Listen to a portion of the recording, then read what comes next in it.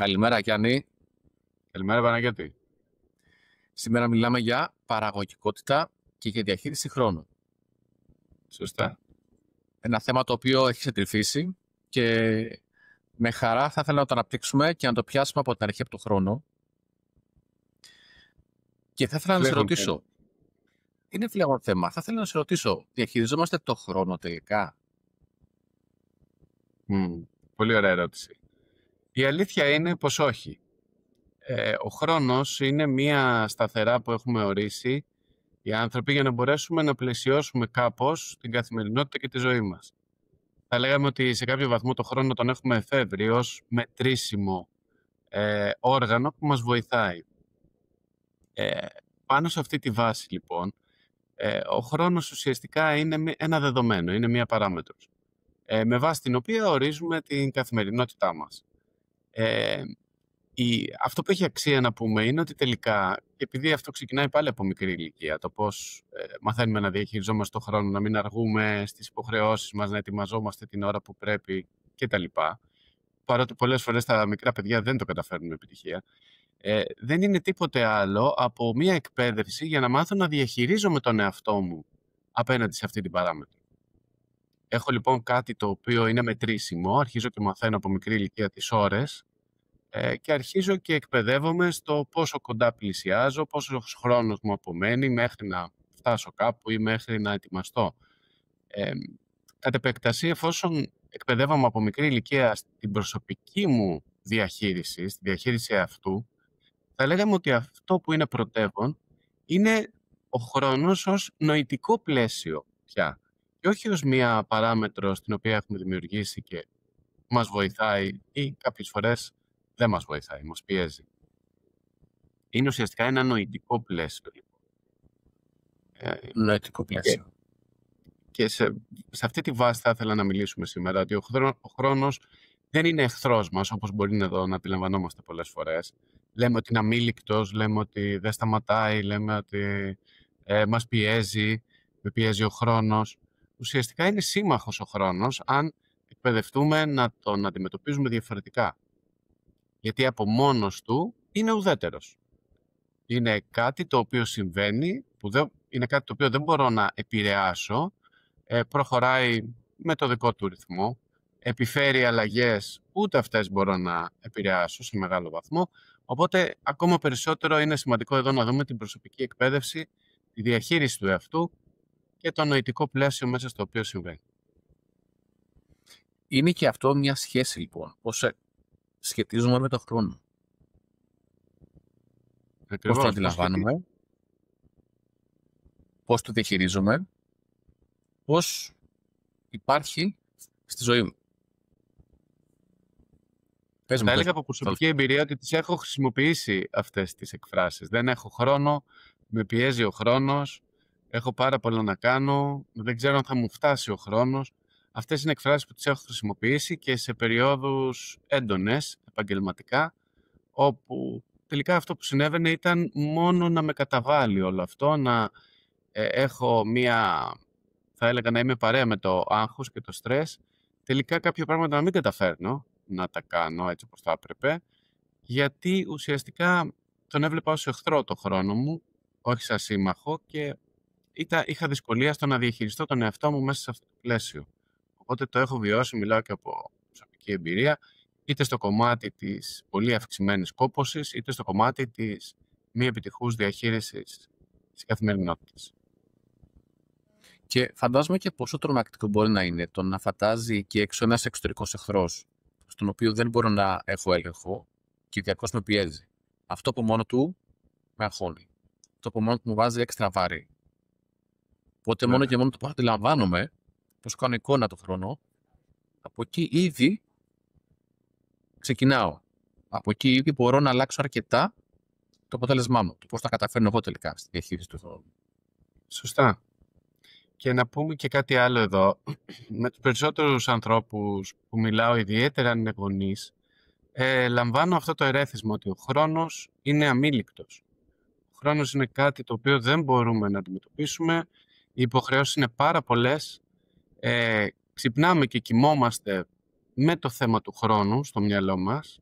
δεν καταφέρνουμε να χαλαρώσουμε ή να το διαχειριστούμε αποτελεσματικά μέσα στη μέρα και είναι κάτι το οποίο γίνεται καθημερινά. Άρα, οτιδήποτε γίνεται καθημερινά και ειδικά υποπίεση, από τη μία θα έλεγα ότι μας εκπαιδεύει συγκεκριμένα προς μία κατεύθυνση και από την άλλη μεγιστοποιεί και τις αρνητικές επιπτώσεις. Ήδη εδώ πέρα μας έχεις μιλήσει για μια αλλαγή προοπτικής, μια αλλαγή στάσης, μια αλλαγή Σωστό. αντίληψης του χρόνου, που είναι νομίζω η βάση όλων. Από αυτό, αν ξεκινήσουμε και μόνο, ήδη έχουμε βοηθηθεί. Ήδη έχουμε κάνει ένα μεγάλο άλμα προς τα εμπρός. Ακριβώς αυτό. Είναι πάρα πολύ σημαντικό. Μίλησες και για εκπαίδευση, μίλησες και για οικογένεια, μίλησες και για το πώς είδαμε σαν παιδιά, πώς εκπαιδευτήκαμε στον χρόνο. Να το συνεχίσουμε από εκεί λοιπόν τώρα. Έτσι, να πούμε και λίγο τη σημασία του πώς είδαμε τους σημαντικούς ανθρώπους μας να οργανώνονται πέντε του χρόνου. Ναι, μιλήσαμε για το κομμάτι της εκπαίδευσης. Η εκπαίδευση είναι πολύ σημαντική. Το έχουμε πει αρκετές φορές. Ξεκινάει από την παιδική ηλικία. Λειτουργεί είτε με τη λεκτική, μέσω της λεκτικής οδού, όταν οι γονείς εκπαιδεύουν τα παιδιά τους το πώς θα διαχειρίζονται το κομμάτι του χρόνου, είτε με τη μη λεκτική, όταν τα παιδιά έχουν ως παράδειγμα τους γονείς και τα λέγαμε αντιγράφουν συμπεριφορές. Αν λοιπόν οι γονείς αντιμετωπίζουν δυσκολία στο κομμάτι της διαχείρισης του χρόνου, εάν τους βλέπουν συνεχώς στρεσαρισμένους, εάν έχει επιπτώσεις αρνητικές όλο αυτό πάνω τους, τότε και τα παιδιά θα έχουν μία αντίστοιχη, θα έλεγα, προδιάθεση, η οποία όσο θα μεγαλώνει και όσο η καθημερινότητά τους θα εμπλουτίζεται με υποχρεώσεις, πολλές από τις οποίες θα είναι και αλλεπάλληλες ή πολύ κοντά χρονικά η μία στην άλλη, τόσο θα μπαίνουν πιο βαθιά σε αυτό το κομμάτι της εκπαίδευσης και της προσωπικής τους διαχείρισης, της προσωπικής διαχείρισης σε αυτού. Η αλήθεια είναι ότι υπάρχουν και καταβολές εδώ, δηλαδή υπάρχουν άνθρωποι οι οποίοι προσαρμόζονται ίσως πιο εύκολα σε κάποιες προθεσμίες, θα λέγαμε, χρονικές. Υπάρχουν άλλοι οι οποίοι μπορεί να είναι λίγο πιο αναβλητικοί ή να αντιμετωπίζουν μεγαλύτερο πρόβλημα στην προσαρμογή. Πέρα όμως από αυτό, είναι καθαρά θέμα εκπαίδευσης, διαχείρισης σε αυτού. Και για να διαχειριστώ τον εαυτό μου θα πρέπει να ορίσω το νοητικό πλαίσιο μέσα στο οποίο βρίσκεται. Άρα θα πρέπει να ορίσω πρώτα απ' όλα τι είναι ο χρόνος για μένα. Ο χρόνος είναι συνάρτηση της οποιασδήποτε επιτυχίας. Είναι συνάρτηση του πώς θα εξελιχθώ ή πόσο θα εξελιχθώ. Η χαμηλότερη προσαρμοστικότητα τι είδους προβλήματα θα επιφέρει και πώς έχω εκπαιδευτεί να τα αντιλαμβάνομαι. Θα επηρεάσει την παραγωγικότητά μου. Η παραγωγικότητά μου πώς ορίζεται σε σχέση με τον χρόνο. Είναι λοιπόν πολλά τα δεδομένα, θα λέγαμε, και ξεκινώντας από το κομμάτι του νοητικού πλαισίου θα πρέπει να τα βάλουμε λίγο σε μία σειρά, δηλαδή τι είναι ο χρόνος για μένα. Πώς αντιλαμβάνομαι τον χρόνο. Αν σχετίζεται με την νοοτροπία μου ή τελικά σχετίζεται με το ημερολόγιο, με μία ατζέντα. Πάμε να πούμε και κάτι πολύ σημαντικό. Τώρα μιλήσαμε για νοητικό πλαίσιο. Ο εγκέφαλος μας ουσιαστικά δεν μπορεί να ξεχωρίσει τι είναι επίγον και τι είναι σημαντικό. Αυτό είναι κάτι που το βάζουμε εμείς ως παράμετρο και ορίζεται σε πολύ μεγάλο βαθμό από το συναίσθημα. Έχουμε πει ξανά ότι οι σκέψεις δημιουργούν συναισθήματα, τα συναισθήματα με τη σειρά τους προσδιορίζουν πράξεις οι οποίες στο σύνολό τους γίνονται συμπεριφορά. Επομένως, το συναίσθημα περισσότερο θα ορίσει τι είναι σημαντικό και τι είναι επίγον. Και υπάρχει αρκετοί άνθρωποι που μας ακούνε θα πούν είναι σχεδόν τα ίδια ή άντε το επίγον σημαίνει ότι πρέπει να ολοκληρωθεί λίγο πιο γρήγορα. Εκεί όμως, επειδή δημιουργούνται συναισθήματα, είναι και το παγίδα θα λέγαμε, είναι και μια παγίδα εγωισμού.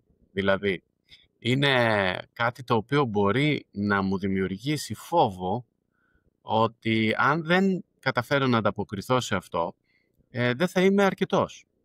Δεν θα είμαι παραγωγικός ή δεν θα είμαι όσο δυνατός θα ήθελα. Τόσο αποτελεσματικός. Εδώ έχουμε λοιπόν και παγίδα εγωισμού, έχουμε το φόβο που αρχίζει και παρεσφρεί σιγά σιγά, ο οποίος φόβος πολύ συχνά έρχεται αγκαλιά με την ενοχή.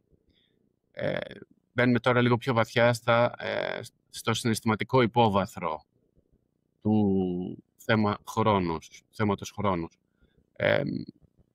Αν δεν οριστούν αυτά ξεκάθαρα από την αρχή, αν δεν αντιληφθούμε ότι είναι ένα νοητικό πλαίσιο και ότι έχουμε τη δυνατότητα να εκπαιδευτούμε αποτελεσματικά, τότε δεν θα καταφέρουμε να αντιμετωπίσουμε και τα όποια συναισθήματα προκύψουν.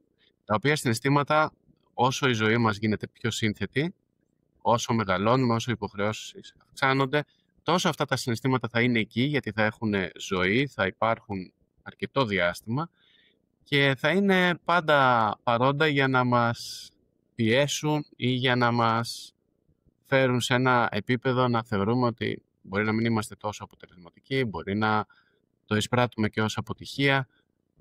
Γενικότερα θα επιφέρουν πολλές δυσκολίες, για να το πούμε κάπως πιο γενικά. Πιάναμε από κάτι που είπες πάρα πολύ εύστοχο για το φόβο. Μπαίνει ο φόβος. Και είναι πάρα πολύ συχνό άνθρωποι οι οποίοι μπαίνουν σε διαδικασία να μάθουν διαχείριση ή παρατηρούν ότι δυσκολεύονται στη διαχείριση του χρόνου. Αρκετές φορές έχουν μια σχέση φοβική με το χρόνο γενικά. Με ποια έννοια? Έχω μάθει ότι όσο γεμίζω το χρόνο μου, αξίζω, κάνω κάτι καλά. Αν δω άδειο ημερολόγιο, κάτι δεν κάνω καλά. Σωστά. Ή έχω μάθει ότι πρέπει οπωσδήποτε να βάλω πολλές δουλειές, γιατί δεν μπορώ το κενό. Δεν μπορώ να αισθανθώ ότι δεν κάνω κάτι, ότι έχω ελεύθερο χρόνο. Με φοβίζει αυτό. Πρέπει κάπου διαρκώς να είμαι ενεργός. Πολύ ωραία. Πολύ ωραία αυτό που είπες. Πάρα πολλές φορές κάποιοι άνθρωποι τους ανισχύει πάρα πολύ η έννοια του χάους, ότι πρέπει όλα να είναι δομημένα, πρέπει όλα να είναι ελεγμένα. Τα έχω βάλει στο ημερολόγιο μου σε time frames. Γιατί αλλιώς θα έρθει κατάρτιση. Και να έχω κάνει και check, να είναι ένα checklist. Να έχω κάνει checklist. Άρα λοιπόν αυτή η φοβική παύλα απόλυτη σχέση με τον χρόνο σίγουρα θέλει εκεί πέρα να κάνουμε μια παύση και να αναρωτηθούμε. Γιατί έχω τέτοια σχέση, πώς προκύπτει αυτή η σχέση με τον χρόνο, γιατί πρέπει να είμαι γεμάτος στο ημερολόγιό μου για να αισθανθώ ότι αξίζω ή ότι όλα θα πάνε καλά. Ένα τέτοιο άτομο δεν θα το βοηθήσουν τεχνικές διαχείρισεις. Ένα τέτοιο άτομο θα χρειαστεί αυτές τις συζητήσεις να κάνει με τον εαυτό του ή με τη βοήθεια κάποιου ειδικού. Σωστά. Θα χρειαστεί να εκπαιδευτεί ουσιαστικά από την αρχή στο πώς αντιλαμβάνεται τον εαυτό του μέσα στο χρονικό πλαίσιο. Μέσα στην πραγματικότητα του χρόνου.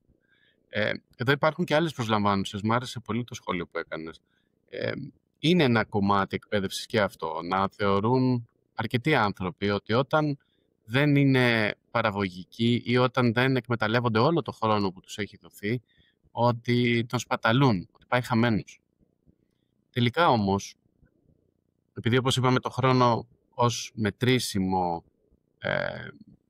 στοιχείο εμείς τον έχουμε δημιουργήσει, τελικά αυτό που έχει σημασία είναι ο χρόνος που δίνουμε στον εαυτό μας να είναι ουσιαστικός. Ακόμα και αν επιλέξω κάποιες φορές ή κάποιες χρονικές περιόδους να μην κάνω τίποτα. Να έχω την ανάγκη να το δώσω αυτό το χρόνο στον εαυτό μου, γιατί κάτι μεγαλύτερο θα έρθει, κάποιο μεγαλύτερο όφελος θα υπάρχει. Αυτό είναι κάτι που η κοινωνία και η εκπαίδευση που έχουμε λάβει δεν το επιτρέπει σε μεγάλο βαθμό. Μπαίνουμε σε έναν φρενήρι, θα έλεγα, τρόπο ζωής, με τις υποχρεώσεις, είτε οικογενειακές είτε επαγγελματικές, και τρέχουμε ασταμάτητα, και αυτό παρατηρείται ιδιαίτερα σε μεγάλες πόλεις όπως είναι η Αθήνα, σε μεγάλα κέντρα. Οι άνθρωποι τρέχουν να προλάβουν. Οπότε ο χρόνος είναι μια παράμετρος που είναι καθημερινά και 24 ώρες το 24ωρο εκεί. Αλλά είναι εκεί όχι για να τους υποστηρίξει, όχι για να το αντιμετωπίσουν ουσιαστικά και να δώσουν αξία, αλλά είναι μια κλεψίδρα η οποία τρέχει και πρέπει να προλάβω να διευθετήσω συγκεκριμένα πράγματα σε συγκεκριμένα checkpoints χρονικά. Αυτό από μόνο του είναι πάρα πολύ πιεστικό. Ένας άνθρωπος σε μια μοντέρνα κοινωνία, Πώς το λες, Γιάννη, νομίζω πως θα χρειαστεί, θα το βοηθήσει πάρα πολύ να έχει μια πολύ καλά ρυθμισμένη εσωτερική συναισθηματική πηξίδα. Να είναι σε ετοιμότητα και να έχει ευαισθητοποιήσει το όργανο, το συναισθηματικό όργανο, ώστε να αισθάνεται, να νιώθει τι είναι σημαντικό, τι είναι επίγον, αυτό που είπες, με τι θα ασχοληθώ σήμερα και με τι όχι. Πού θα πω όχι, πού θα πω ναι. Και αυτό για να είναι αποτελεσματικό πρέπει να είμαστε σε καλή σχέση με το συναίσθημά μου.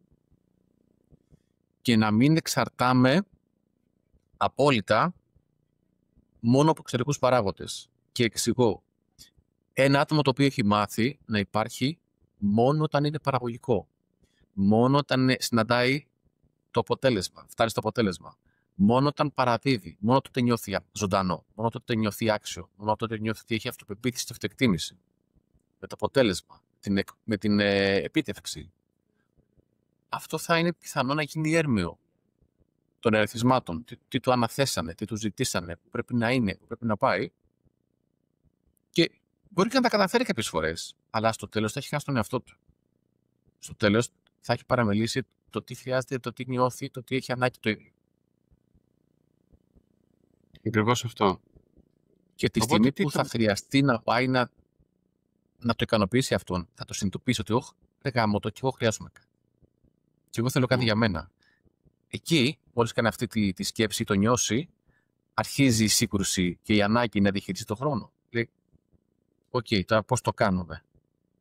Πάω να δω ένα εργαλείο διαχείρισης χρόνου. Πώς το κάνουμε και πώς αντιμετωπίζουμε την ενοχή, θα έλεγα. Εδώ σε αυτό το σημείο μπαίνει η ενοχή πολύ, πολύ έντονα. Το αξίζω όλο αυτό. Μήπως σπαταλάω χρόνο, μήπως τον δεσμεύω σε σχέση με κάτι άλλο που θα μπορούσα να κάνω που θα ήταν ενδεχομένως πιο παραγωγικό. Και αρχίζω μετά και παλεύω και με την αναβλητικότητα, γιατί όσο περισσότερο πιέζομαι, τόσο πιο πολύ αντιλαμβάνομαι ότι το έχω ανάγκη. Άρα με τον ένα ή τον άλλο τρόπο θα έρθει η αναβλητικότητα για να μου δώσει τον ελεύθερο, θα λέγαμε, χρόνο που χρειάζομαι. Μέσα όμως στο κομμάτι της αναβλητικότητας και επειδή έχω αφήσει κάποιες υποχρεώσεις στην άκρη, αρχίζω και αισθάνομαι ενοχή. Άρα λειτουργούν παράλληλα αυτά τα δύο. Γίνεται ένα δίπολο, θα λέγαμε, το οποίο ξεκινάει νοητικά, δυσκολεύομαι να το αντιμετωπίσω. Έχω να παλέψω είτε με τον φρενήρη τρόπο ζωής, είτε με την αναβλητικότητα. Όσο περισσότερο μπαίνω είτε στο ένα είτε στο άλλο, τόσο αντιλαμβάνομαι ότι υπάρχουν απώλειες. Και φτάνω κάποια στιγμή και νιώθω εγκλωβισμένος. Γιατί το να τρέχω συνεχώς δεν με εκφράζει, με κουράζει, με εξατλεί. Παθαίνω burnout ενδεχομένως. Η αναβλητικότητα από την άλλη, ούτε αυτή με εξυπηρετεί, γιατί συγκεντρώνονται υποχρεώσεις τις οποίες δεν μπορώ να αντιμετωπίσω μετά. Επομένως, εδώ πρέπει να χρησιμοποιήσω συγκεκριμένα εργαλεία αφού πρώτα ορίσω τι είναι ο χρόνος και πώς θέλω να αξιοποιώ το χρόνο στη ζωή μου. Γιατί να πούμε και αυτό, ο χρόνος είναι, είπαμε κάτι το οποίο έχουμε εφεύρει ως ένα μετρήσιμο στοιχείο, όμως από την άλλη δεν είναι κάτι άγνωστο σε εμάς. Δηλαδή έχουμε ορίσει τις μέρες, τις ώρες, τα λεπτά, τα χρόνια και ούτω καθεξής. Αλλά σε προσωπικό επίπεδο ο χρόνος είναι, θα λέγαμε, το ύψιστο αγαθό. Πάνω ακόμα και από την υγεία. Και είναι και κάτι το οποίο δεν γνωρίζουμε πόσο είναι. Δηλαδή την υγεία μας με κάποιο τρόπο ή σε έναν βαθμό μπορούμε να την προστατεύσουμε. Ή μπορούμε να κάνουμε κάποια βήματα προληπτικά ώστε να παραμένουμε υγιείς. Στο χρόνο δεν μπορώ να κάνω τίποτα. Ο χρόνος είναι κάτι το οποίο μου έχει δοθεί, το οποίο δεν μπορώ να επηρεάσω, δεν μπορώ να λειτουργήσω προληπτικά, δεν μπορώ να προστατεύσω, δεν μπορώ να τον πάω πιο αργά ή πιο γρήγορα. Και το κυριότερο απ' όλα, δεν γνωρίζω το απόθεμα. Είναι σαν μια δεξαμενή που κάθε μέρα βάζω το χέρι μου και τραβάω συγκεκριμένο ποσό, χωρίς να ξέρω όμως τι απόθεμα υπάρχει. Δεν έχω εικόνα στο απόθεμα. Άρα ο χρόνος είναι πεπερασμένος, αυτό το γνωρίζουμε όλοι. Το πόσος χρόνος έχει διατεθεί στον καθένα από εμάς, αυτό είναι κάτι άγνωστο. Και αυτό, ανάλογα με τα βιώματα που έχουμε ή με την εκπαίδευση που έχουμε λάβει, μπορεί να είναι άλλη μια παράμετρος εξαιρετικά πιεστική. Να προλάβω στη ζωή μου να κάνω πράγματα γιατί δεν ξέρω πότε θα τελειώσει όλο αυτό. Ή να φροντίσω τους επόμενους, τις επόμενες γενιές. Ή να προστατεύσω δικούς μου ανθρώπους. Είναι πάρα πολλά που μπορούν να μπουν μέσα σε αυτό το πλαίσιο. Τα οποία λειτουργούν βέβαια εξαιρετικά πιεστικά πολλές φορές. Γι' αυτό και βλέπουμε ότι οι μεγαλύτεροι άνθρωποι συνήθως συμφιλιώνονται διαφορετικά με την έννοια του χρόνου. Και έχει και αυτό τη σημασία του. Έχει τη σημασία του. Μιλάς για δύο δυνάμεις έξω από εμάς. Δεν έχω τον έλεγχο του χρόνου και δεν ξέρω πόσο χρόνο έχω. Που άμα το σκεφτούμε αυτό σαν συνθήκη, μπορεί να δημιουργήσει πολύ μεγάλο υπαρξιακό φόβο σε ένα άτομο. Βέβαια. Το οποίο εκεί πέρα είναι το ζήτημα. Εκεί είναι η πραγματική δουλειά που καλούμαστε να κάνουμε. Να το ψάξουμε μέσα μας. Να δουλέψουμε εμείς με εμάς. Να καταλάβουμε τι σημαίνει, πώς το πες να ορίσουμε. Τι σημαίνει για μένα ζω. Τι σημαίνει για μένα εκφράζομαι. Τι σημαίνει για μένα δημιουργώ. Πότε χαίρομαι τη ζωή μου. Πόσο ουσιαστική είναι. Πόσο ουσιαστική είναι. Πόσο ουσιαστικές σχέσεις στην ουσία έχω. Αυτό είναι από πίσω που κρύβεται. Γιατί κατά βάθος ξέρουμε ότι όσο να το πω έτσι πολύ, θα το πω έτσι πολύ χοντρικά, τώρα το λέω αφαιρετικά, δεν είναι τόσο απόλυτο, αλλά συνήθως ένα άτομο όσο πιο άσχημα περνάει στις σχέσεις του, τόσο πιο πολύ φοβάται μην χάσει χρόνο, μην έρθει στο τέλος. Ακριβώς. Και συχνά ακούμε και σε περιπτώσεις ανθρώπων που έφυγαν πρόωρα, θα πω, ή έφυγαν νέοι από τη ζωή, ότι δεν πρόλαβε να ζήσει. Ο χρόνος του τέλειωσε και δεν πρόλαβε να ζήσει όσα θα μπορούσε. Αντίστοιχα λοιπόν, αν το σκεφτούμε αυτό από την άλλη πλευρά, ένας άνθρωπος που είναι υπερήλικας, έχει ζήσει πραγματικά ή έχει υπάρξει για πολλά χρόνια? Δηλαδή, είναι ποιοτικό το θέμα της διαχείρισης του χρόνου ή ποσοτικό? Γιατί ο χρόνος ως έννοια είναι ποσοτικός. Εμείς έχουμε δώσει τις παραμέτρους και τον αντιμετωπίζουμε με δεκαετίες, αιώνες, χρόνια, λεπτά, δευτερόλεπτα. Έχουμε καταφέρει μέσα από αυτή την κλίμακα να τον ποσοτικοποιήσουμε για να μπορούμε πιο εύκολα να διαχειριζόμαστε την καθημερινότητα. Όμως, τι είναι αυτό που έχει πραγματικά σημασία? Η ποσοτική διαχείριση του χρόνου ή η ποιοτική διαχείριση του χρόνου? Και επειδή το είπαμε αρχικά ότι δεν πρόκειται για διαχείριση χρόνου ουσιαστικά, δηλαδή per se, αυτό που έχει σημασία είναι η διαχείριση του εαυτού. Αν λοιπόν φύγω από τη διαχείριση του χρόνου και περάσω στη διαχείριση αυτού, θα αντιληφθώ κατευθείαν ότι η κλίμακα αλλάζει. Από εκεί που ήμουνα σε μια ποσοτική μέτρηση, κατευθείαν μεταπηδώ στην ποιοτική. Πάω στα ποιοτικά χαρακτηριστικά όταν έχω να διαχειριστώ τον εαυτό μου. Ενώ στη διαχείριση του χρόνου είναι ποσοτικά τα χαρακτηριστικά. Τουλάχιστον στο βαθμό που έχω εκπαιδευτεί να το βλέπω. Γιατί και εκεί ακόμα ποιοτικά είναι τα χαρακτηριστικά στη διαχείριση του χρόνου. Γι' αυτό και υπάρχουν άνθρωποι που, να το πούμε έτσι πολύ απλά, έχουν ζήσει 5 ζωές μέχρι τα 40 τους, μέχρι τα 30 τους, και υπάρχουν άνθρωποι που έφυγαν στα 90 τους χρόνια και απλά υπήρξαν σε αυτή τη ζωή, απλά επιβίωσαν. Δεν κατάφεραν να αναπτύξουν ενδεχομένως την ποιοτική προσέγγιση που χρειαζόταν, δεν έδωσαν την αξία, δεν υπήρχε τόσο μεγάλη ουσία. Και όχι, αυτό δεν το κρίνουμε εμείς απ' έξω, είναι με βάση αυτό που καταθέτουν οι ίδιοι οι άνθρωποι. Άρα υπάρχει και το στοιχείο της ποιοτικής θεώρησης, θα λέγαμε. Και έχει πολύ μεγάλη σημασία να το δούμε αυτό.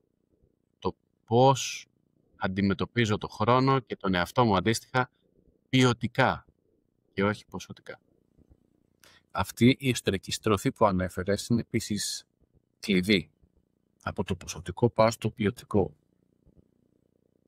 Αλλάζει τα πάντα. Αλλάζει το πώς στέκομαι στη ζωή μου συνολικά. Να πω και άλλο ένα παράδειγμα. Όταν ετοιμάζουμε τα παιδιά, προσωπικό, ετοιμάζουμε τα παιδιά για το σχολείο. Είναι συγκεκριμένη ώρα που θα χτυπήσει το κουδούνι, συγκεκριμένη ώρα που πρέπει να βρίσκονται εκεί και να ξεκινήσουν τα μαθήματα. Η διαδικασία προετοιμασίας ενός μικρού παιδιού στην καθημερινότητα με ό,τι αυτό συνεπάγεται, είναι πολυδέδαλη, θα έλεγα. Αφού όμως περάσω από όλη αυτή τη διαδικασία, από το κομμάτι, ξεκινώντας από την ώρα που θα το ξυπνήσω μέχρι και την ώρα που θα μπει στο σχολείο και θα είναι έτοιμο να πάει για μάθημα. Όλος αυτός ο κικαιώνας πολλές φορές ή ο λαβύρινθος αντιμετωπίζεται με στρες, με κάποιο είδους βιασύνη. Έχω βάλει συγκεκριμένα χρονικά checkpoints τα οποία πρέπει να περάσω για να καταφέρουμε να είμαστε στην ώρα μας. Έχω το κομμάτι της διαχείρισης του παιδιού, το κομμάτι της προσωπικής μου διαχείρισης, της δικής μου προετοιμασίας και ούτω καθεξής. Είναι πάρα πολλές οι παράμετροι που παρισφρίουν εδώ. Όταν όμως αφήσω το παιδί στο σχολείο, έχω καταφέρει, θα λέγαμε, αυτό το task και έχει ολοκληρωθεί. Θα είχε νόημα να κάνω μια ποιοτική ανασκόπηση και να δω ότι τελικά κατάφερα αυτό που ήθελα, το παιδί πήγε στην ώρα του. Ποιοτικά όμως, πώς λειτουργήσε όλο αυτό και για εκείνο και για μένα.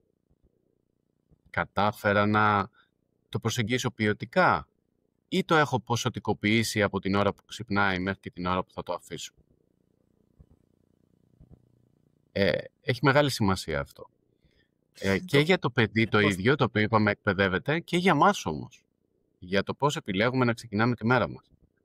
Και πώς εξελίσσεται και η μέρα μας από εκεί και πέρα. Γιατί αν αφήσω το παιδί και πέσω σε κίνηση και αργήσω να πάω στο γραφείο μισή ώρα, θα είμαι συνέχεια σε ένα στρες. Αυτό σημαίνει ότι θα φύγω αργότερα ή σημαίνει ότι θα πρέπει να επιφορτιστώ με περισσότερα πράγματα μέσα στη μέρα. Αν φύγω αργότερα και έχω πάλι τον παράγοντα της κίνησης, πάλι αυτό θα επηρεάσει όλη μου τη μέρα και τελικά θα καταλήξω το βράδυ, θα έχει ολοκληρωθεί η μέρα μου, να νιώθω ότι έχω δώσει μάχες. Έχω περάσει από έναν μικρό πόλεμο. Έχω απώλειες, είμαι καταπευλημένος, δεν έχω καθόλου ενέργεια, όχι μόνο σωματική, πνευματική, συναισθηματική. Νιώθω ότι έχω αποστραγγιστεί εντελώς. Έχω άλλα πράγματα να αντιμετωπίσω στο σπίτι και τελικά η μέρα μου κλείνει όσο δύσκολα ξεκίνησε. Και νιώθω ότι έχω χάσει τον εαυτό μου μέσα σε αυτή τη διαδρομή. Νιώθω ότι έτρεχα συνεχώς πίσω από ένα ρολόι να προλάβω και τελικά ποτέ δεν προλάβαινα. Άρα ήμουνα συνεχώς ο χαμένος της υπόθεσης.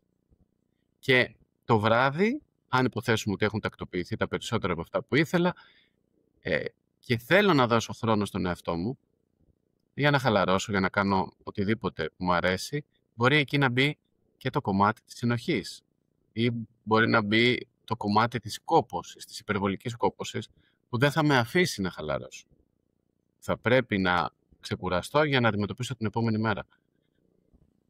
Αυτό λοιπόν που είναι κάτι το οποίο το αντιμετωπίζουν δισεκατομμύρια, θα έλεγα, άνθρωποι στον κόσμο, ειδικά όσοι έχουν παιδιά και περισσότερες υποχρεώσεις, είναι θέμα καθαρά προσέγγισης, είναι θέμα καθαρά εκπαίδευσης, διαχείρισης εαυτού. Μπορεί όντως να θυμίζει μάχη, να αισθάνομαι ότι βγήκα από μία μάχη το βράδυ. Να έχω κουραστεί, να έχω χάσει κάθε αίσθηση πλέον διαχείρισης του εαυτού, να έχω πέσει τόσο πολύ που είναι αυτό που είπες, να νιώσω και ένοχος, ότι ακόμα μία μέρα χαμένη, ακόμα μία μέρα που διαρκώς δεχόμουν από παντού χτυπήματα. Και πέρα το ότι θα κλείσω τα μάτια μου λυπημένος και ίσως και νιώθοντας ένοχος, εκείνες είναι και οι στιγμές που μπορεί να μας πιάσει η ανάγκη να χορτάσω. Αφού τώρα έχω μια ώρα, 2, πάω να χορτάσω. Και θα πάμε να αποδράσουμε ίσως εκεί. Θα πάμε μπορεί να εμπλακούμε και σε κακές συνήθειες, όπως ας πούμε να τρώμε junk food, το οποίο χαλαρώνει πάρα πολύ το άγχος. Το junk food. Να τρώμε γλυκά, να ξενυχτάμε, να μπαίνουμε δηλαδή σε ένα σπαράλ, σε ένα νέο κύκλο, σε μια νέα δήμη, η οποία τρέφει το αρνητικό. Συνεχίζει και επιδεινώνει τελικά την κατάσταση. Ακριβώς. Αλκοόλ. Το να έχω οποιασδήποτε συνήθειες, οι οποίες με χαλαρώνουν από τη μία, από την άλλη όμως είναι δυνητικά αρνητικές. Έχουν αρνητικές επιπτώσεις. Προσπαθώ λοιπόν με κάποιες τέτοιες... Social media. Social media, βέβαια.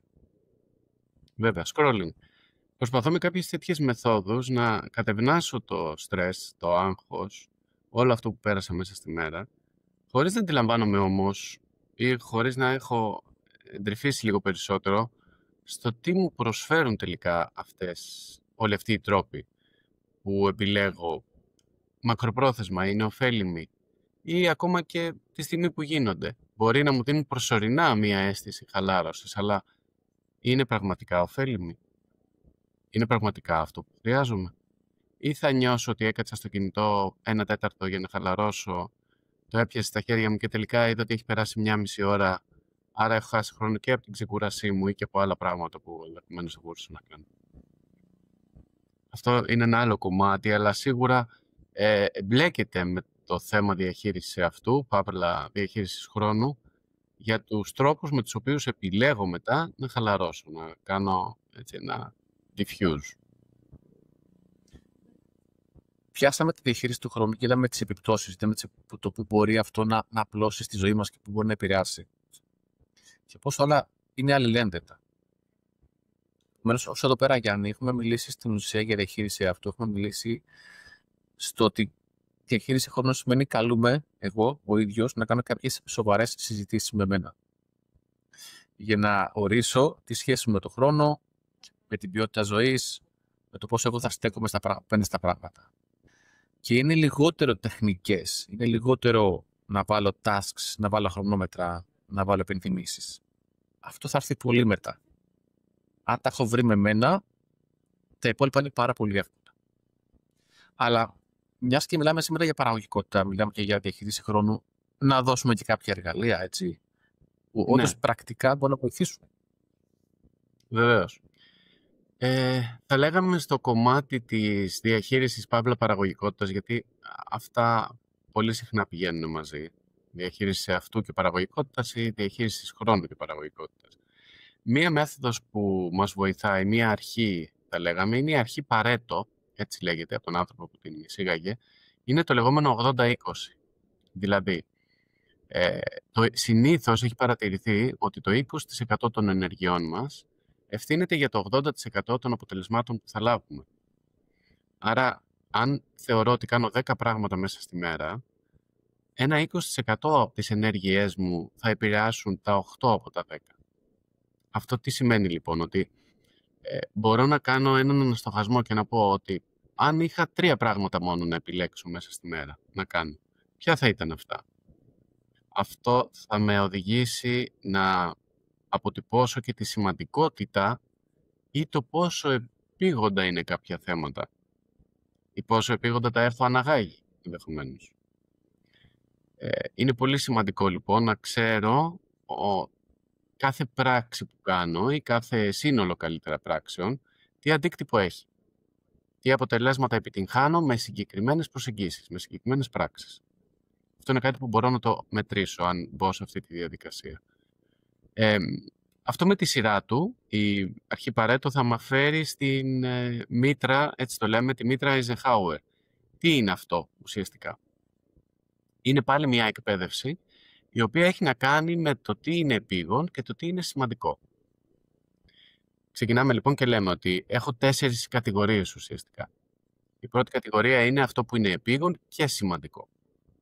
Η δεύτερη κατηγορία είναι αυτό που είναι σημαντικό, αλλά όχι επίγον. Η τρίτη κατηγορία είναι επίγον, αλλά όχι σημαντικό. Και η τέταρτη κατηγορία είναι ούτε επίγον, ούτε σημαντικό. Μου έρχονται κάποια emails, παράδειγμα, στην καθημερινότητά μου. Είναι επίγον να απαντήσω, αλλά όχι σημαντικό. Λέμε ένα παράδειγμα τώρα. Ή προετοιμάζω μία παρουσίαση. Μπορεί να είναι σημαντικό, αλλά να μην είναι επίγον. Θα πρέπει λοιπόν να αρχίσω να εκπαιδεύω τον εαυτό μου στο να αντιλαμβάνεται τι είναι επίγον και τι είναι σημαντικό. Πολλές φορές αυτά τα δύο τα συγχέουμε και όλα μπαίνουν σε μία μήτρα, θα λέγαμε, επίγουσες κατάστασης. Όλα πρέπει να γίνουν τώρα. Το οποίο τώρα δεν είναι ανέφικτο. Άρα τι κάνω ουσιαστικά? Συσσωρεύω επίγοντα για μένα ζητήματα, τα οποία περιμένουν σε μία σειρά διαδοχής να γίνει το ένα πίσω από το άλλο. Όσο υπάρχουν αυτά τα επίγοντα που με απασχολούν, δεν έχω χρόνο να αντιμετωπίσω οτιδήποτε άλλο. Δεν έχω χρόνο να διαχειριστώ τίποτα. Ούτε προσωπικά θέματα. δεν έχω πολλές φορές το χρόνο να πραγματικά να σκεφτώ ή να διαχειριστώ τον εαυτό μου, τις ανάγκες του. Αυτό δείχνει λοιπόν ότι η μήτρα Eisenhower δεν λειτουργεί πολύ καλά. Εδώ δεν έχω καταφέρει αποτελεσματικά να διαχωρίσω τα επίγοντα από τα σημαντικά. Και αυτό είναι μια πολύ βασική συνθήκη, η οποία πάλι βέβαια, αν το πάμε λίγο πιο πίσω, ανάγεται στην προσωπική εκπαίδευση, στα βιώματα και στον τρόπο που έχω μάθει να διαχειρίζομαι τον εαυτό μου. Αλλά μπορεί να είναι, άλλοι άνθρωποι μπορεί να είναι στο κομμάτι ότι είναι όλα σημαντικά, αλλά όχι επίγοντα. Εκεί λοιπόν μπορεί να μπαίνει λίγο πιο εύκολα το κομμάτι της αναβλητικότητας, το κομμάτι των ενοχών ή τον τρόπο με τον οποίο μου επικοινωνούν οι άλλοι άνθρωποι τα σημαντικά για εκείνους ή τα επίγοντα για εκείνους θέματα. Είναι λοιπόν, ακριβώς επειδή μιλάμε για εκπαίδευση, είναι κάτι ολιστικό. Είναι κάτι που σχετίζεται και με τους άλλους ανθρώπους. Όχι μόνο σε επαγγελματικό επίπεδο, που εκεί μπορούμε να πούμε ότι είναι πιο προκαθορισμένα κάποια πράγματα, πιο προσδιορισμένα, αλλά και σε ευρύτερα κοινωνικό. Ή αν μιλάμε για οικογένεια, ακόμα και οι ανάγκες των μελών της οικογένειας. Το πόσο είναι επίγουσες ή σημαντικές. Και πώς έχω εκπαιδεύσει τον εαυτό μου να ανταποκρίνεται. Νομίζω ότι αυτά είναι πολύ σημαντικά. Σαν πρώτα βήματα, θα λέγαμε. Eisenhower. 2 εργαλεία, εξαιρετικά. Μας τα ανέλυσες. Παρέτο Eisenhower. Εξαιρετικά. Έχουμε κάτι άλλο, θα μπορούσαμε να προσθέσουμε? Από προσωπική εμπειρία θα πω ότι βοηθάνε πάρα πολύ. Και αξίζει να το καταθέσουμε αυτό. Βοηθάνε πάρα πολύ. Τα έχετε δοκιμάσει? Ναι, τα έχω δοκιμάσει σε περιόδους έντονες, στις οποίες είχα από πριν μία ανακοίνηση. Προσπαθούσα να τοποθετηθώ διαφορετικά, γιατί έβλεπα ότι κάτι δεν λειτουργεί έτσι όπως θα ήθελα στο κομμάτι της διαχείρισης χρόνου ή αυτού. Τότε το προσδιορίζα περισσότερο στο κομμάτι της διαχείρισης χρόνου. Δεν είχα αντιληφθεί ακριβώς ότι είναι διαχείριση αυτού όλο αυτό. Οπότε με βοήθησαν πάρα πολύ και να ξεχωρίσω τα επίγοντα από τα σημαντικά και να αντιληφθώ τις ενέργειες που κάνω, σε ποιο βαθμό έχουν αντίκτυπο σε αυτό που θα ήθελα να πετύχω. Κάτι άλλο που με βοήθησε πάρα πολύ είναι η τεχνική Pomodoro. Αυτή την τεχνική την εφαρμόζουμε και στο εκπαιδευτικό κομμάτι. Είναι τα 25 λεπτά δουλειάς, προσπάθειας, ενέργειας, με δράσεις, θα λέγαμε καλύτερα, με 5 λεπτά παύση. Και στο εκπαιδευτικό πλαίσιο, ακόμα και στα σχολεία, δεν χρησιμοποιούμε το Pomodoro, τουλάχιστον συνειδητά. Είναι θέμα κάθε καθηγητή το πότε και πώς θα κάνει παύση, αλλά έχει βρεθεί από έρευνες ότι είναι πάρα πολύ αποτελεσματικό για κάθε 25 λεπτά δουλειάς ή δράσης να έπονται 5 λεπτά ξεκούρασης. Αυτό βέβαια να γίνεται για 4 κύκλους. Δηλαδή το 25-5 να το βάζω επί 4. Όταν ολοκληρωθούν οι 4 κύκλοι του 25-5, δίνω μεγαλύτερες παύσεις.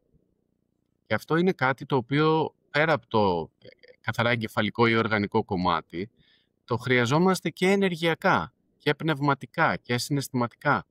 Είναι χρόνος προς τον εαυτό, τον οποίο τον διαχειριζόμαστε όπως θέλουμε.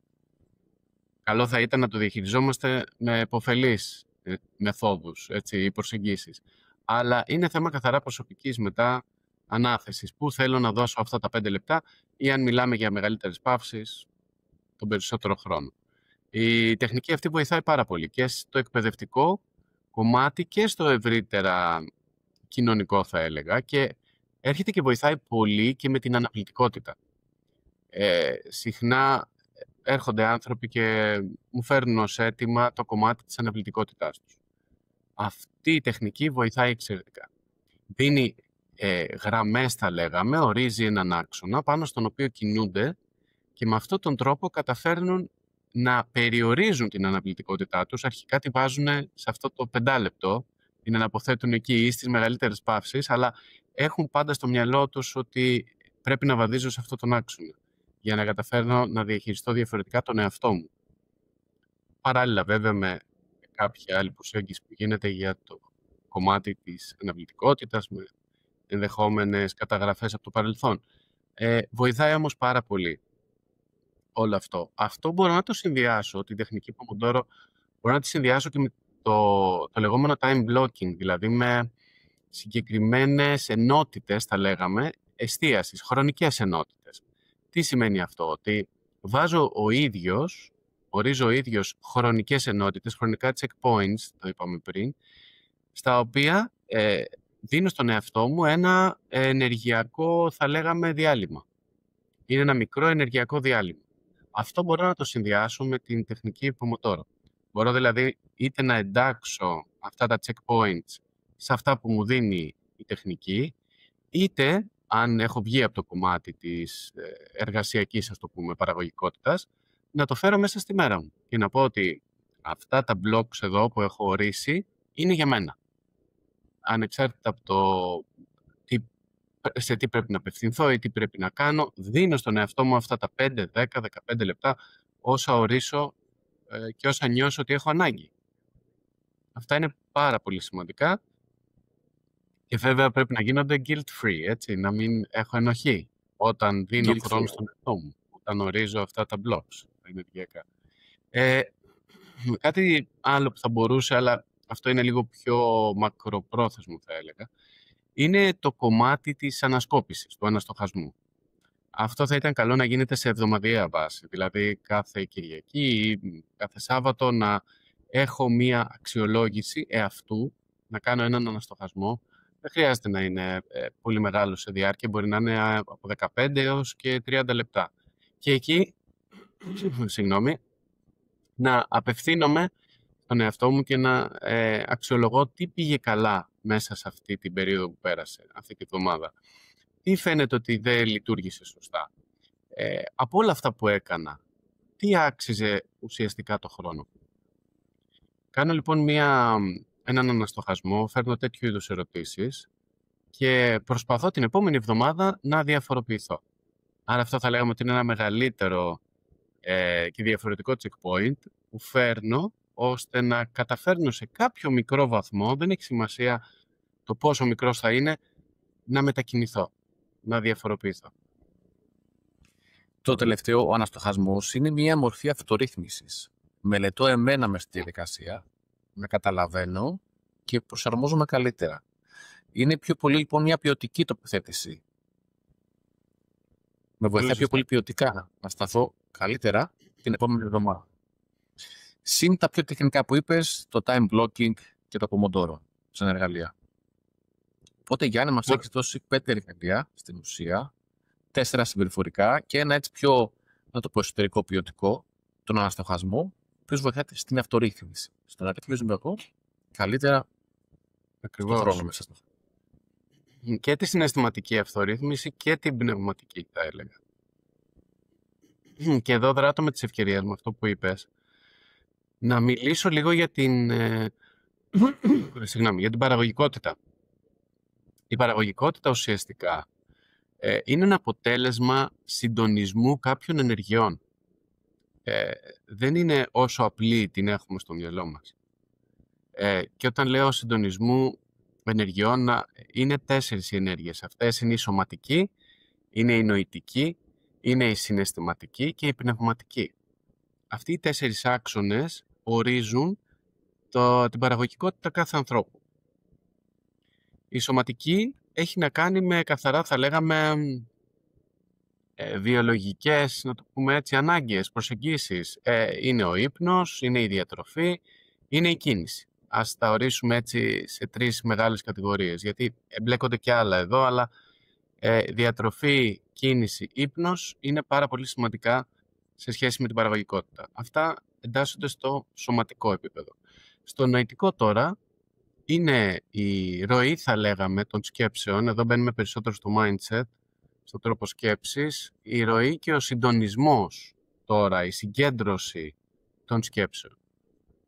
Άρα η ροή έχω στο κομμάτι του mindset, με ποιο τρόπο καταφέρνω και συγκεντρώνω τις σκέψεις μου και τις συντονίζω ως προς την παραγωγικότητά μου. Το επόμενο είναι συναισθηματικό. Τώρα το συναισθηματικό είναι πολύ ευρύ. Θα πούμε έτσι με συντομία ότι είναι περισσότερο το κομμάτι της διαχείρισης άγχους. παραγωγικότητα επηρεάζεται πάρα πολύ από τον τρόπο με τον οποίο διαχειρίζομαι το άγχος και φυσικά με τον τρόπο με τον οποίο διαχειρίζομαι και τους στρεσογόνους παράγοντες, αυτούς που έρχονται απ' έξω. Και η πνευματική, εξίσου σημαντική, και θα έλεγα ότι είναι και αυτή που δίνουμε ίσως και λιγότερη σημασία, δεν έχουμε εκπαιδευτεί τόσο πολύ σε αυτό, είναι το νόημα. Είναι ο σκοπός, δηλαδή τι νόημα έχει για μένα η παραγωγικότητα, τι νόημα έχει για μένα η διαχείριση του χρόνου και ποιος είναι ο σκοπός που προκύπτει από το νόημα που θα δώσω. Είναι αυτό που λέμε, αν δεν ορίσουμε, δεν μπορούμε να προσδιορίσουμε. Πρέπει να ορίζω και τις έννοιες και όλα αυτά στα οποία θέλω να απευθυνθώ. Οι 4 αυτοί άξονες είναι πάρα πολύ σημαντικοί. Μας βοηθάνε εξαιρετικά. Μπορούμε να πούμε και ένα παράδειγμα, ότι ένας άνθρωπος που έχει χαμηλή ενέργεια, όσο αποτελεσματικά και αν προσπαθεί να διαχειριστεί τον εαυτό του μέσα στον χρόνο, δεν θα τα καταφέρει. Δεν έχει το drive να το υποστηρίξει. Δεν υπάρχει το υπόβαθρο. Αντίστοιχα, αν δεν έχω δώσει νόημα και σκοπό, το σωστό νόημα και το σωστό σκοπό για μένα σε αυτό το θέμα, πάλι δεν θα καταφέρω να είμαι απόλυτα παραγωγικός ή απόλυτα συντονισμένος στο κομμάτι της διαχείρισης. Επομένως, όλα αυτά θα λέγαμε αλληλεπιδρούν και συσχετίζονται και είναι πάρα πολύ σημαντικά για να καταφέρω να είμαι όπως θα ήθελα να είμαι. Να είμαι συνειδητά, να το πούμε με 2 λέξεις, συνειδητά παραγωγικός. Όχι κάτι το οποίο μου έχει επιβληθεί. Και αυτό ξεκινάει ακόμα και από τα σχολικά χρόνια. Δηλαδή, αν μιλήσουμε και για τα παιδιά, είναι πολύ σημαντικό να τα εκπαιδεύουμε να είναι συνειδητά παραγωγικά. Σημασία δεν έχει να κάθομαι να διαβάζω 5 ώρες για να γράψω ένα καλό βαθμό. Σημασία έχει να έχω αποτυπώσει αυτό που είπαμε πριν, αυτούς τους άξονες, το σωματικό, νοητικό, συναισθηματικό, πνευματικό, για να είμαι συνειδητά παραγωγικός. Αν καταφέρω να είμαι συνειδητά παραγωγικός, θα περιορίσω την αναβλητικότητα, θα περιορίσω τη σπατάλη του χρόνου, θα περιορίσω τις ενοχές ή οποιαδήποτε άλλη αρνητική επίπτωση. Έχω απαντήσει πρώτος εγώ σε μένα.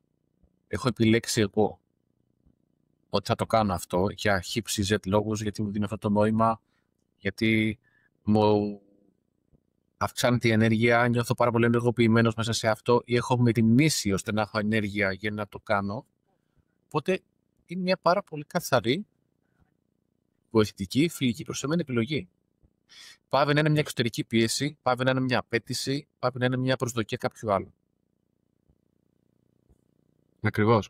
Και χαίρομαι πολύ που το ορίζεις έτσι, διότι εδώ μπαίνει και το αξιακό μας σύστημα. Συχνά αναφερόμαστε σε αυτό. Το κομμάτι της διαχείρισης χρόνου, παύλα διαχείριση αυτού, έχει να κάνει και με το αξιακό μας σύστημα. Για ποιο λόγο? Ο χρόνος είναι ποιότητα ζωής. Είναι μια αξία, αν το προσεγγίσουμε διαφορετικά. Είναι ουσιαστικά, θα λέγαμε, ο καθρέφτης των αξιών μας. Και τι σημαίνει αυτό? Ότι όταν τον προσεγγίζω σωστά, αποτελεσματικά, μαθαίνω να τον αξιοποιώ, του δίνω αξία και δεν τον ξοδεύω απλά. Δεν σπαταλάω το χρόνο μου. Δεν περιμένω, όπως λέμε κάποιες φορές στην καθομιλημένη, σκοτώνω την ώρα μου, περνάω το χρόνο μου. Μαθαίνω και επενδύω σε αυτό, δίνω αξία. Άρα, ο χρόνος δεν είναι αυτό που μου λείπει τελικά μέσα στην καθημερινότητά μου. Είναι, με βάση την προσέγγιση που συζητήσαμε, η κατεύθυνση που δίνω στα λεπτά που έχω διαθέσιμα. Είναι ο τρόπος με τον οποίο τοποθετούμε και διαχειρίζομαι τον εαυτό μου στο δεδομένο χρόνο. Αυτό λοιπόν θα μπορούσε να ξεκινήσει από σήμερα κιόλας με κάτι το οποίο αποφασίζω να κάνω διαφορετικά. Με ερωτήσεις που φέρνω στον εαυτό μου, όπως αυτές που συζητήσαμε, ακόμα και με το μοίρασμα θα έλεγα. Οι άνθρωποι που μας παρακολουθούν μπορούν να το μοιραστούν αυτό με δικούς τους ανθρώπους και να τους φέρουν σε μια διαδικασία να αποκτήσουν νέα σχέση με το χρόνο τους. Να τους ενεργοποιήσουν, θα έλεγα, διαφορετικά. Αυτό έχει πολύ μεγάλη αξία. Νέα σχέση με το χρόνο. Νέα σχέση με το χρόνο. Αν θα μπορούσα να βάλω ένα τίτλο, είναι αυτό, η σχέση μου με το χρόνο. Ακριβώς. Πώς θα μπορούσαμε να κλείσουμε, Γιάννη, σήμερα έτσι, σε δύο-τρία κύρια σημεία? Θα λέγαμε ότι χρειάζεται ισορροπία, ότι το κομμάτι της διαχείρισης του χρόνου και της διαχείρισης αυτού σχετίζεται με την αρμονία που θέλουμε να έχουμε στη ζωή μας, την ισορροπία. Δεν επιδιώκουμε την τελειότητα, τουλάχιστον δεν αναλωνόμαστε, θα έλεγα, στην επιδίωξη της τελειότητας. Προσπαθούμε συνεχώς να αναπτυσσόμαστε, αλλά χωρίς ανάλωση. Άρα έχει σημασία να αντιληφθούμε ότι ο χρόνος και η παραγωγικότητα είναι θέμα αρμονικής συνύπαρξης, δεν είναι κάτι το οποίο είναι προαπαιτούμενο ή εξωτερικά επιβαλλόμενο. Να αποδεχθούμε το γεγονός ότι κάποιες μέρες θα είμαστε πιο αποδοτικοί και κάποιες άλλες θα είμαστε λιγότερο και να μην εγκαταλείπουμε, θα έλεγα, την πρόθεσή μας. Αν η πρόθεσή μας είναι να επιλέξουμε συνειδητά να διαχειριζόμαστε τον εαυτό μας με το σωστό τρόπο μέσα στο κομμάτι του χρόνου, να μην το εγκαταλείπουμε αυτό ακόμα και αν κάποιες μέρες δεν το καταφέρνουμε. Ακόμα και αν οι υποχρεώσεις είναι μεγαλύτερες, ακόμα και αν παλεύουμε με την αναβλητικότητα ή ενδεχομένως με κάποιες ενοχές.